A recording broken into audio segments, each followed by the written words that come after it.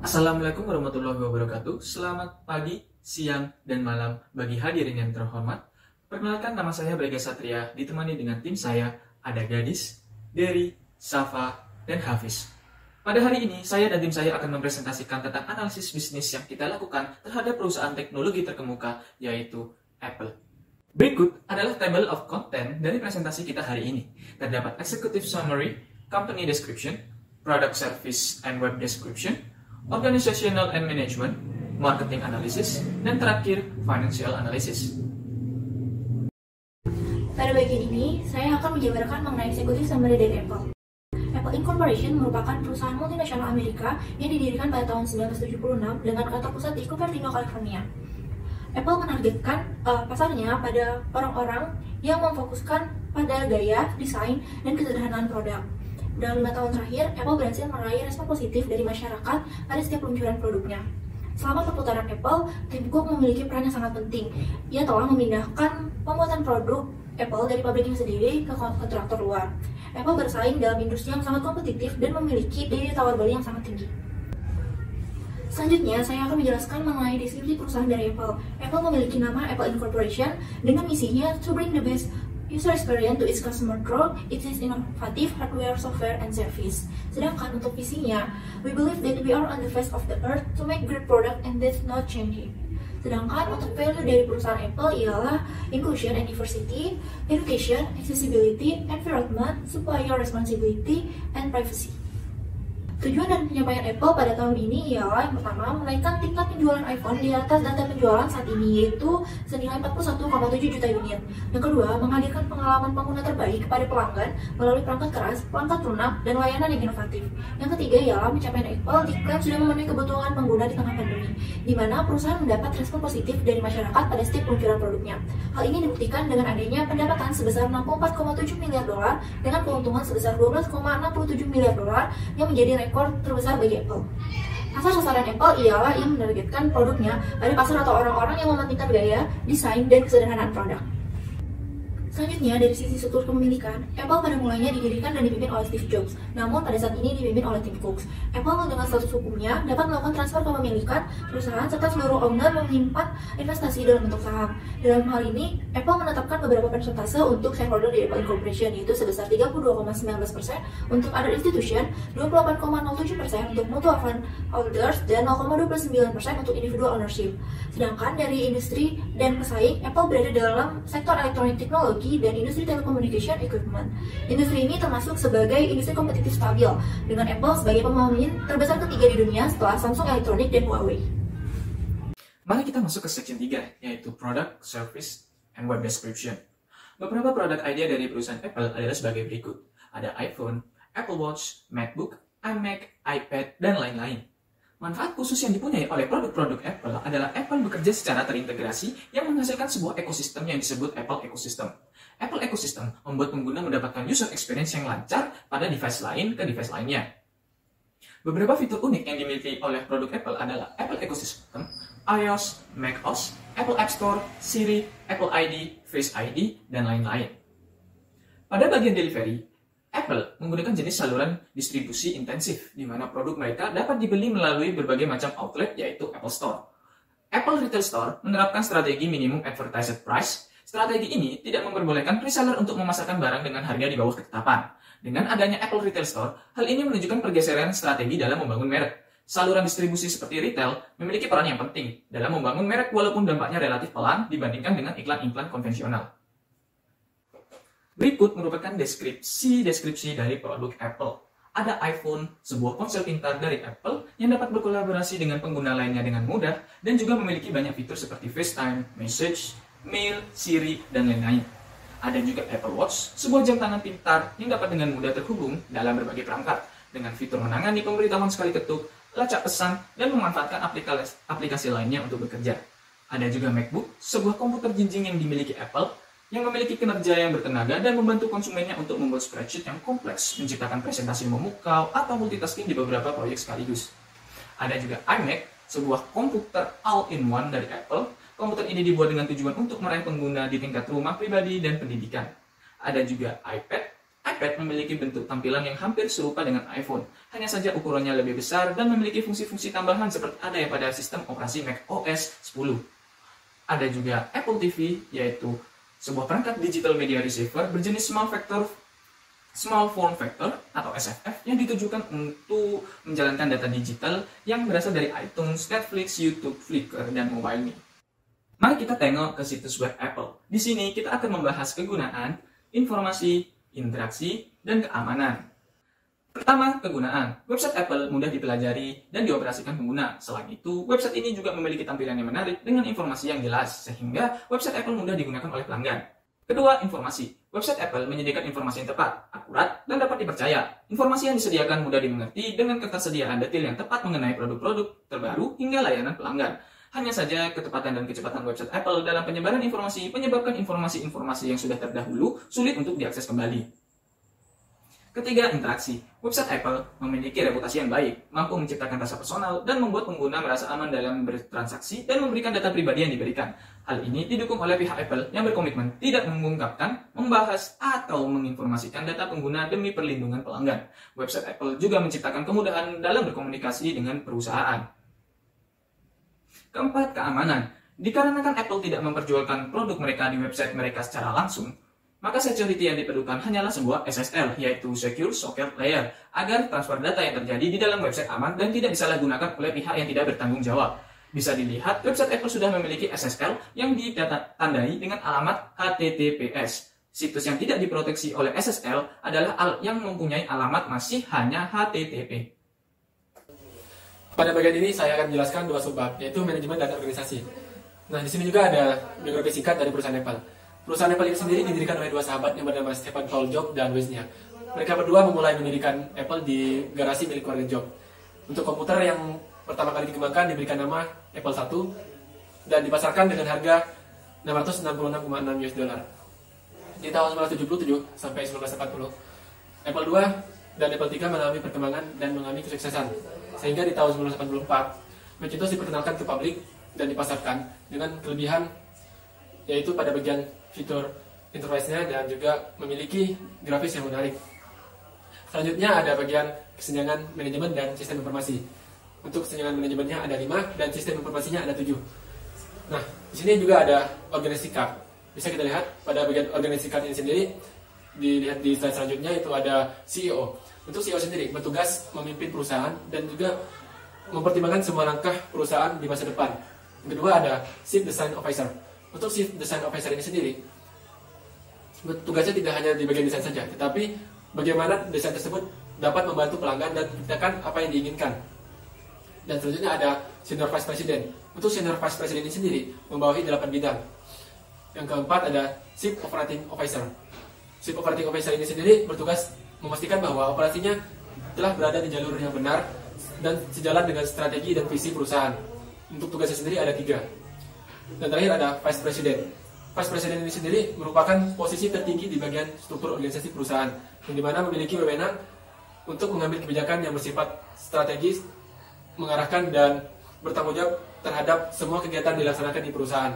Selain itu juga Vice President membawahi 7 bidang.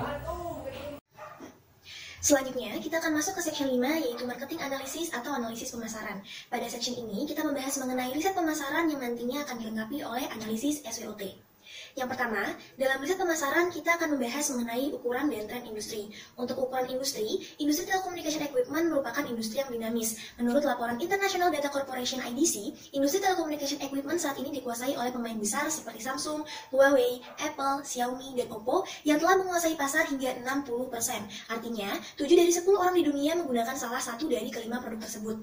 Sedangkan untuk tren dalam industri ini kian lama kian bertumbuh. Dalam industri ini, setiap pemain berlomba untuk mampu berevolusi dengan cepat hingga menghadirkan terobosan-terobosan terbaru di setiap waktunya. Yang kedua, dalam riset pemasaran, setelah kita membahas kondisi industri, kini kita akan berbicara mengenai ukuran dan tren pasar. Untuk ukuran pasar, produk Apple dengan penetapan harga yang cukup tinggi hanya menargetkan pelanggan berpenghasilan menengah dan tinggi. Hal ini menjadi salah satu kelemahan Apple karena segmentasi pasar kelas atas hanya mewakili sebagian kecil dari pasar global. Sedangkan untuk tren dalam pasar tidak berbeda jauh dengan tren dalam industri, di mana khususnya pada ponsel pintar, kian lama tren terus bertumbuh sejalan dengan preferensi serta kebutuhan pelanggan untuk memenuhi kebutuhannya. Yang ketiga dalam riset pemasaran yaitu hambatan untuk masuk ke dalam industri. Hambatan yang dihadapi bagi pesaing baru ialah biaya awal yang tinggi serta tantangan dalam pengenalan merek. Mengapa demikian? Untuk memasuki industri telecommunication equipment membutuhkan biaya yang besar untuk menghadirkan teknologi-teknologi terkini yang akan terus berkembang dengan cepat. Selain itu, tantangan akan pengenalan merek juga mengancam ketika pemain dalam industri ini sudah memiliki nama-nama raksasa seperti Google, Samsung, dan Huawei. Setelah pemain baru berhasil menghadapi hambatan untuk masuk ke dalam industri, masih tersisa ancaman dan peluang yang perlu dipertimbangkan. Ancaman yang hadir setelah bisnis berhasil masuk ke industri ialah perubahan teknologi dan perubahan dalam industri. Seperti yang dipaparkan sebelumnya, untuk bermain di pasar ini membutuhkan asupan teknologi yang mumpuni dan terdepan. Bisnis dituntut untuk terus menghasilkan terobosan-terobosan terbaru secara terus-menerus agar mampu bertahan dalam industri. Menanggapi riset pasar ini, berikut adalah penjabaran analisis SWOT yang akan dijelaskan oleh teman saya sebelum kami membahas mengenai riset pasar lebih lanjut. Analisis SWOT pertama yang akan saya terangkan yaitu terkait dengan produk atau layanan dari Apple. Untuk strength-nya yaitu produk Apple memiliki desain khas yang elegan serta perangkat keras dan lunak yang canggih dan juga stabil. Selain itu, produk Apple juga memiliki fitur Siri yang tidak dimiliki oleh produk lainnya. Keunggulan lainnya yaitu sistem operasi Apple yang mudah digunakan dibandingkan dengan sistem operasi yang lainnya. Weakness-nya yaitu produk Apple memiliki durasi masa pakai yang mengharuskan penggunanya mengganti dengan produk baru lainnya. Kelemahan lainnya yaitu adanya sistem bagi kau atau lokasi sistem Apple yang gagap mengamankan memori di komputer iMac. Selanjutnya untuk opportunity-nya yaitu adanya pandemi COVID-19 seperti sekarang membuka peluang bisnis baru bagi Apple di bidang kesehatan, di mana salah satu produk kesehatan yang dibuat Apple yaitu Apple Watch yang memiliki alat sensor kesehatan. Untuk threat-nya yaitu banyak produk pesaing yang menawarkan produk yang memiliki kualitas yang hampir setara dengan produk Apple, namun memiliki harga yang lebih ekonomis. Ancaman lainnya yaitu ancaman adanya barang tiruan dari produk lain. Yang kedua yaitu terkait dengan merek atau pemasaran. Untuk strength-nya yaitu merek Apple dikenal sebagai produk revolusioner, elegan, dan juga memiliki tingkat eksklusivitas yang tinggi. Apple juga mengandung sistem MAP atau Minimum Advertised Price yang tidak memperbolehkan reseller ataupun dealer untuk memasarkan barang dengan harga yang di bawah ketetapan. Weakness-nya yaitu Apple dipandang memiliki harga yang relatif mahal karena memiliki segmentasi menengah ke atas. Opportunity-nya sendiri yaitu Apple merupakan merek yang paling diminati. Hal ini disebabkan oleh keteguhan prinsipnya untuk tidak menjual produk yang murahan. Salah satu inti strategi yang dibuat oleh Apple yaitu adanya diferensiasi. Lalu untuk threat-nya, Apple hanya bergantung kepada satu produk. Hal ini dibuktikan dengan penjualan iPhone yang jauh lebih unggul jika dibandingkan dengan penjualan iPad. Lalu ancaman lainnya yaitu meningkatnya persaingan dari perusahaan Cina. Yang ketiga yaitu terkait oleh staff atau human resource. Strength-nya yaitu Apple Inc. mengedepankan people management sebagai strategi human resource yang menekankan penggalian potensi individu berdasarkan kemampuannya masing-masing. Lalu untuk weakness-nya yaitu Apple Inc. memperlakukan karyawannya secara kriminal. Hal ini dibuktikan dengan adanya kasus tuduhan yang menyebut bahwa pegawai Apple Store tidak mendapat upah untuk waktunya yang terbuang. Lalu untuk opportunity-nya, Apple Inc. merekrut pegawai yang dapat mengerjakan tugas yang dibutuhkan tanpa memandang pendidikan dari si pegawai tersebut. Gaji yang ditawarkannya pun cukup besar dengan berbagai fasilitas yang ditawarkan. Lalu untuk threat-nya yaitu peningkatan biaya tenaga kerja pada negara-negara yang Apple dirikan dapat menurunkan margin keuntungan yang diperoleh sehingga akan berdampak kepada harga jual. Lalu yang keempat terkait dengan finance atau keuangan. Strength-nya yaitu Apple telah memperluas portofolio layanannya selama bertahun-tahun. Lalu untuk weakness-nya, strategi penetapan harga yang premium membuat produk Apple hanya menarik pelanggan yang memiliki pendapatan menengah ke atas. Opportunity-nya yaitu Apple dapat menghasilkan pendapatan dan penjualan yang lebih tinggi jika dapat memperluas jaringan distribusinya. Lalu untuk threat-nya, kenaikan biaya tenaga kerja yang melibatkan produsen kontrak dapat mengurangi margin keuntungan yang didapat oleh Apple. Lalu yang kelima yaitu terkait dengan operasi atau manajemen.